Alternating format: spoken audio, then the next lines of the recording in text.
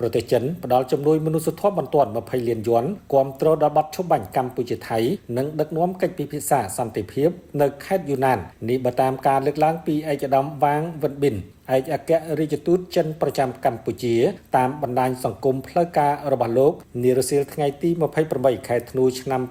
2025នេះថាសន្តិភាពគឺជាក្តីប្រាថ្នារួមរបស់ប្រជាពលរដ្ឋកម្ពុជានិងថៃព្រមទាំងជាគោលបំណងដ៏ជាប់លាប់របស់សាធារណរដ្ឋប្រជាមានិតចិនផងដែរជាមួយគ្នានេះឯកឧត្តមវ៉ាងយីសមាជិកការិយាល័យនយោបាយនៃគណៈកម្មាធិការកណ្ដាលបកកុម្មុយនីសចិននិងជារដ្ឋមន្ត្រីការបរទេសចិនកំពុងដឹកនាំកិច្ចប្រជុំត្រីភាគីជាមួយរដ្ឋមន្ត្រីការបរទេសកម្ពុជានិងថៃនៅខេត្តយូណានសាធារណរដ្ឋប្រជាមានិតចិនដោយមានការចូលរួមពីតំណាងយោធានៃប្រទេសទាំង3